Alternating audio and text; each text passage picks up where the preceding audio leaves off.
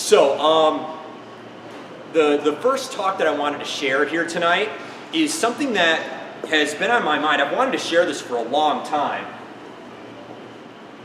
And it's something that I have, throughout my career, found that it's come back a few times, and I've struggled with it.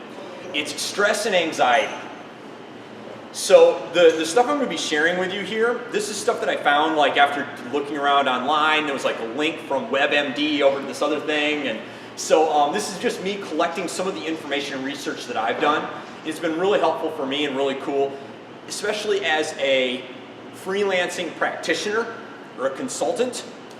So I'll just start. How many people here find that they have those moments in time where their consulting business causes them a lot of stress? Duh. Okay, good. It'd be really unusual if you didn't experience some stress, but I just like basically I just want to get buy-in on the concept. Okay, so basically I'm going to share with you some of the best ideas. I'm going to try to do this in like 10, 15 minutes. Some of the best ideas that have stood out to me as far as identifying the stress and then what you can do about it to sort of like limit the stress and just be like kind of like more cool and chill as you're doing your consulting business. Okay, so first principle or first idea. We all have two minds. One that thinks and one that feels. Oftentimes, well, more than not, the brain that we make our decisions with is the emotional brain. So the two different brains are the emotional brain and the logical brain. And the emotional brain is called the limbic system, and it controls not only our emotions, but it also contributes to the formation of our memories. So it's a very powerful thing. A lot of what we go through as we're forming emotions and we're attaching emotions to things, this gets connected, and we like have a lot of memory that is connected with our emotions. So the idea is, the more we can take control of the process that our brain is running on that emotional level, the more we can guide the process of just what's happening in our own head, the more we can bring awareness to our experience and what we're thinking and feeling. So, a few of the guiding principles. Your memory can be a faulty guide to the present. There's this thing, it's a misweighting bias that is something that can happen really easily when we get really emotional about whatever we're going through. So if we have some kind of really emotional experience with a client, either something didn't quite go our way, or we're getting a lot of pressure from a client to meet a certain deadline or to sell at a lower cost than what we have set for ourselves, there's a lot of stress and anxiety that come along with that. Or even sometimes with co-working partners that you're working with, there can be stress and anxiety from that. So sometimes we have this misweighting bias where we put too much emphasis on past experiences that we went through. Stress and worry is at the heart of all panic and anxiety. So if you're finding yourself buzzing with anxiety, realize that really at the heart of that is stress and worry. But you probably already knew that. It's fairly common sense. Habit is destiny. And I think this is also common sense, but it's not something that we consciously think about all the time. Forming new habits is a way to forge a new destiny. And that's really what we're talking about here when we talk about ways of taking control of our stress. So to change anything, first we need to become aware of the source of the stress. For those of you that don't mind sharing, what are a couple of things or one thing that has caused you stress in your freelance business? If you don't feel like sharing it, don't, but like just a couple of people, like what is something for you that is personal? Yes, go ahead, Michelle. Chasing down payments. Okay, chasing down payments, definitely.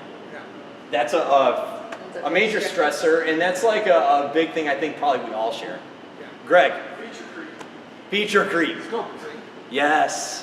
Whenever the client is asking for more services, more deliverables, especially when it's right close to the end of the project, and you're just about ready to launch it. Yeah, go ahead. I think like when something breaks that you had nothing to do with, and then they blame it on you, and is that weird? Like they don't understand why you didn't have anything to do with it. Yes. This is so key, like so huge.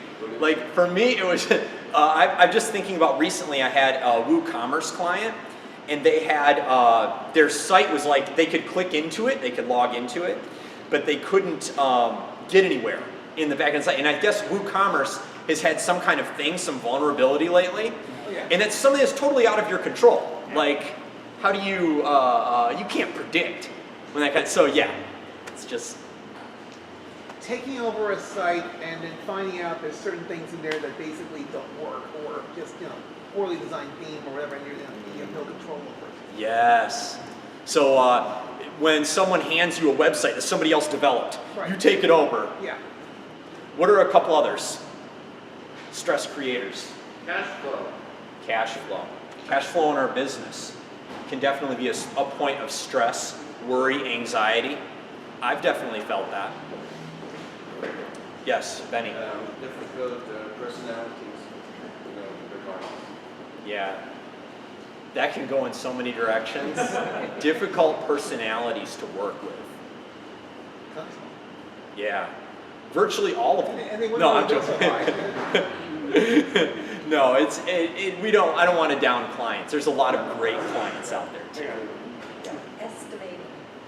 Estimating. Now, what do you mean by that? Estimating a project. Oh, okay. So like coming with a proposal that you're going to turn into the client. That can be very much a point of anxiety and stress, worry.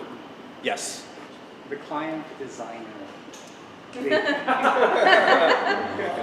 Totally. That's a huge one. Let's take estimating where there's no budget. Yeah. That's I don't know. Yeah. That number is too much. Right. Like you're trying to guess what their budget is. Yes. How about, for me, it's trying to run my own business while I actually work, so I find a lot of my stress. Yeah. Trying to do the work, the day-to-day of your actual production work, but then also playing the role or taking that hat off, putting the other hat on for doing sales, marketing, getting your business out there. For example, it's less than a month's tax time now. Yeah. Greg, did you have another one? Sure. Estimating with no content or no design. Basically just shooting in the dark. Like throwing a dart at a dartboard you can't even see. Right. How much is a website?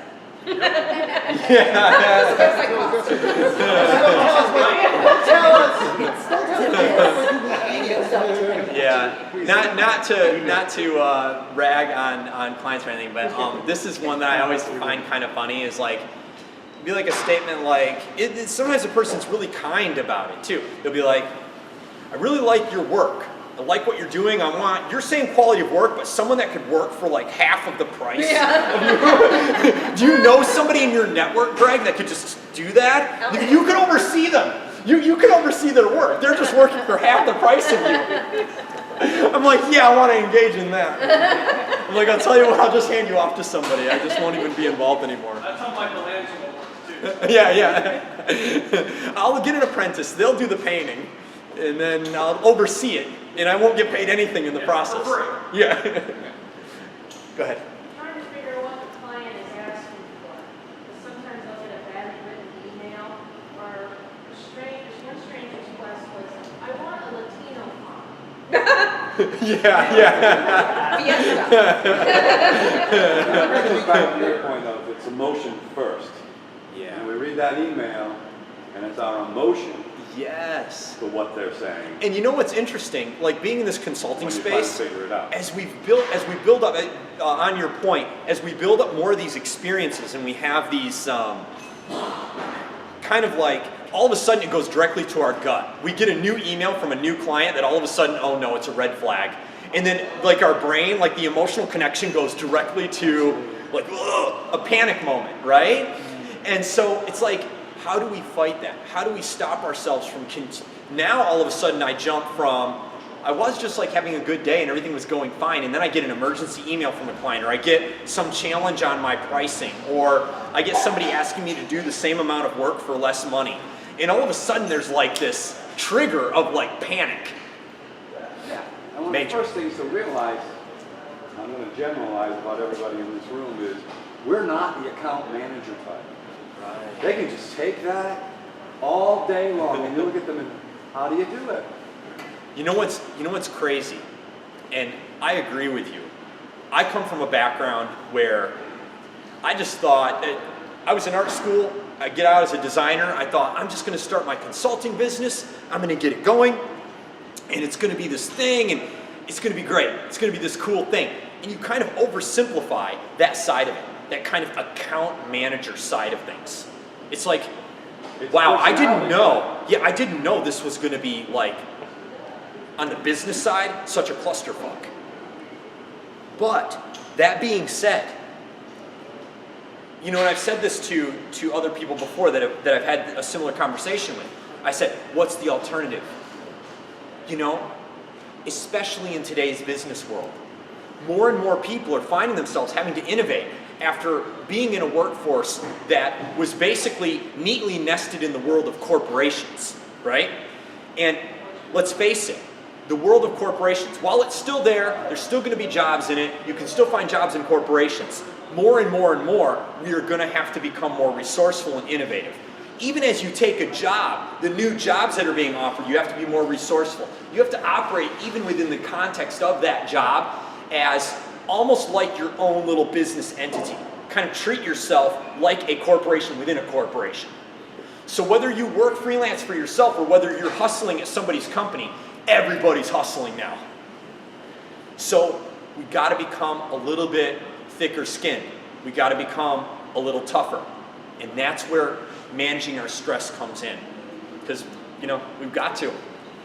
Okay, so let's talk a little bit about how we actually go about managing stress. Okay? All right, so this is something I did, and this is a cool exercise. I'm going to give it to you guys, and you don't have to do it here now. This video is going to be posted on our blog. You can go back and rewatch what I'm going to say here if you don't get it all, as I'm kind of zinging through it real quick. But one of the exercises is write down everything you stress about in a day. Okay? So literally, is in as much detail as you possibly can, right until you can't write anymore, in a little notepad. What do I stress about in a day? You know, and kind of get a general day in your head. You go through, you write down all of those different examples. Then you go back through that list and you star the top 5. The top 5 things that I stress about in and out of every day. Client relationships or asks or feature creep, whatever it might be. And it doesn't even have to be your business. It could be just like things you'd stress about in general. Because oftentimes if you've got stress in one area of life and it's like really bogging you down, it can like leak into other areas. And all of a sudden you're like having panic moments reacting to everything around you. So it especially can happen when you get into the consulting space and you do have some of these challenges like cash flow. That's, I think, a really big one, you know, for people that are trying to run their own business, keeping it all going, keeping this Ferris wheel operating. What's that? I was saying conveyor belt. Conveyor belt is another one. Running on the hamster wheel. It's so, yes, you write down all those things, you star the top 5. And then you turn them into how-to. Those top 5 that you come up with, turn those into how-to statements. So an example that I wrote down here was, if I stress out about how many other WordPress consulting companies there are out there in the world that are doing the same thing as me, okay? So like, sometimes your mind will go there, right? And you don't even know how you got there. It's like an unconscious pattern that your mind just found. You're thinking all of a sudden, wow, I feel like a really small drop in a big bucket here of all these people that are now, and the space is getting more crowded, and more people are becoming WordPress consultants after doing these other things. And I'm totally not adequate. I totally don't have enough experience in the blah, blah, blah part of this world as I'm trying to make money at this, right? Okay, so a new how-to statement to replace that stress point that I'm experiencing. How can I create a WordPress product that is uniquely shaped around my specialty that will set me and my offer apart from all other consultants? So what you do is, it's this concept. I never really liked the concept of take massive action. I think that's a little bit extreme, but taking action is an important thing to do. Bringing your awareness first into all those different areas where you experience stress throughout your day, starring the top ones, and then turning it into a how-to statement that enables you or gives you an action step forward to move in a new direction. That's the kind of thought habit that on kind of like a smaller level, like on a micro level, as we create new thought habits going in that direction, it's going to help us recover from some of that stress and worry. So next principle, whatever you focus on, you are able to change. Focus is a critical component in the stress-anxiety mix. Focus equals feeling. And I like that principle, I like that concept, but I didn't quite understand fully what it meant at first, so I'm just going to like go a little further into this concept of focus equals feeling. Whatever meaning we give to something, that meaning is what controls our life in that moment. So from moment to moment, whatever we're casting our focus on and how we're feeling about what we're casting our focus on, that controls our experience. It's okay. So, another way of saying this is the state that you're in and the decisions you make in the moment affect your life immensely. The next question is this: how do we change those states? So once we're in this state of mind, or once we're in these moments where we're feeling like this panic come up, or this stress, this anxiety, what do we do to change that state? Okay, so here's some really cool tips I'm going to give you. There's 1, 2, 3. There's only 3. 3 tips on changing your state or changing your focus in the moment. The first example is changing your focus to what can I do to affect this moment, rather than being in reaction to it and just running a program of I'm just feeling stressed out about this thing. Second thing is changing your physiology. This sounds like another kind of like common sense, kind of silly thing, but it's really effective. I have a home office. I work there at my computer. I'm working there for hours at a time sometimes. And sometimes I'll start to feel the stress come up in my shoulders and in my neck. How many people here have the shoulders and the neck stress? Yeah, and not everybody does. Some people feel it in their lower back actually, which is you got that one too? Okay, you have both?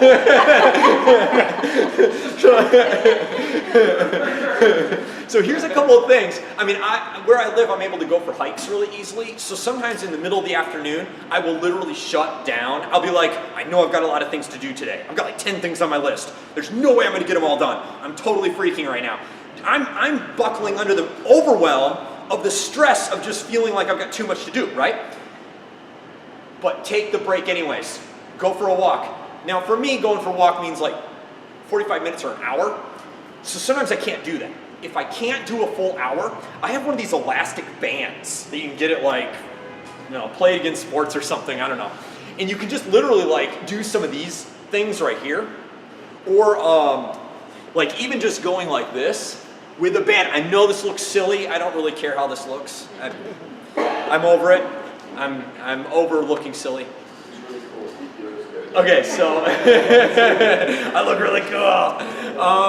So the other thing I have that I purchased at one of these sports stores is a kettlebell. Has anybody worked with a kettlebell before? Okay, these things are awesome. I suggest anybody just keeping one of these. Are really small. You put them in your room, and the most minimal thing you can do is like just swing the kettlebell out like this, and you like switch here. So that's the kettlebell move. And if you can do like 20 of those, it starts to work some of that stress out of the shoulders, you know? Get you doing some of this, you know, because we have to change our state somehow. We got to snap ourselves out of that stress thing. You get into such a cycle. You get into a spiral, a downward spiral. You can't do quality work when you're feeling stressed after an hour. Got to get ourselves out of that groove. You got to catch it early, catch yourself feeling some of that stress, and say, I'm going to change my physiology real quick. The third thing, the language, our self-talk. Language. If you can take control of what you're saying to yourself, this is so huge, you guys. There is so much stress spirals that we get into just from our self-talk. We've got to start taking control of that. Okay, so this is the key on language. The words you choose to describe your experience to yourself puts you in a state. So, I'll find myself that I'll like feel the anxiety coming up, right? Like it's puts you up in your head. Very cerebral or very mental, very logical. You get up there and you're like, the thoughts will be coming up like that are putting me in a stressful state of mind. Immediately, I will monitor the words that I'm using to describe this experience to myself. Because the first thing you'll do when you're doing self-talk that gets negative and stressy is you will start creating a victim story for yourself. And you'll say, oh, woe is me. How come it's got to be this way? Why does this got to happen to me? Okay? You don't want to go down that path. You got to catch that early. You're not a victim. I got news for you. Life is good. This moment is a good one. Remind yourself of that. Like when you're starting to go into that headspace, take control of your self-talk. Settle down, slow down. Feel yourself breathing as you're saying the words. It's tough, right?